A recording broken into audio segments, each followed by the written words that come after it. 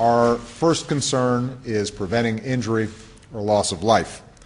So I want to be very clear in calling upon the Egyptian authorities to refrain from any violence against peaceful protesters. Officers forcibly arrested more than 70 people during the latest Occupy Wall Street protest. Since the start of the movement, nationwide protests have faced numerous cases of police crackdowns with batons and tear gas often used to break up crowds. The people of Egypt have rights that are universal.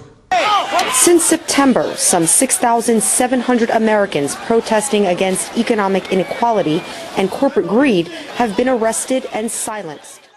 That includes the right to peaceful assembly and association, the right to free speech, and the ability to determine their own destiny. A police offensive aimed at crushing Occupy Wall Street has succeeded in shattering America's globally marketed brand of freedom. These are human rights, and the United States will stand up for them everywhere. What it's made people realize is the kind of devastating state of our ability to be in a place of dissent in America, and how challenged that is and how oppressed that is. And I think people thought they were freer to dissent and protest until they tried to. I also call upon the Egyptian government to reverse the actions that they've taken to interfere with access to the internet, to cell phone service, and to social networks that do so much to connect people in the 21st century. At the same time, those protesting in the streets have a responsibility to express themselves peacefully.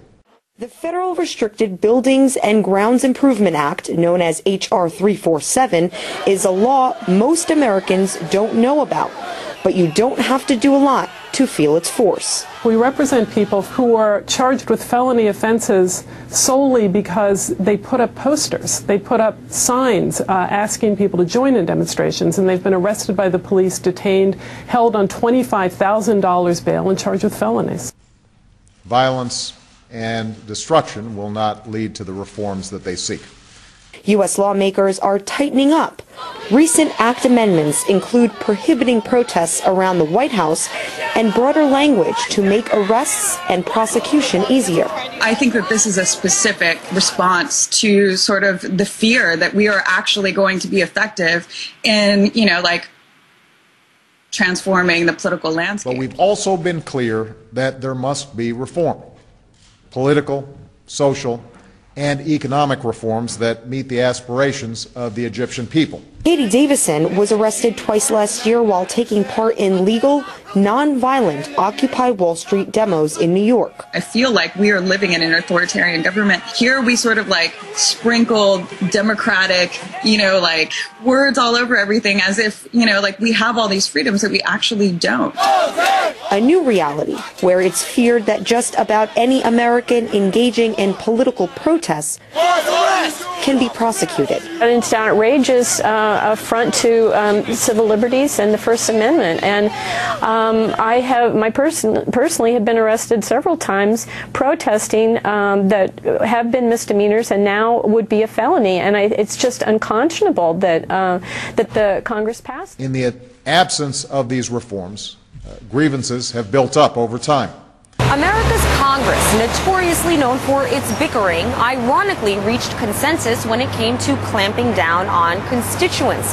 Only 3 elected officials voted against expanding federal restrictions on protests.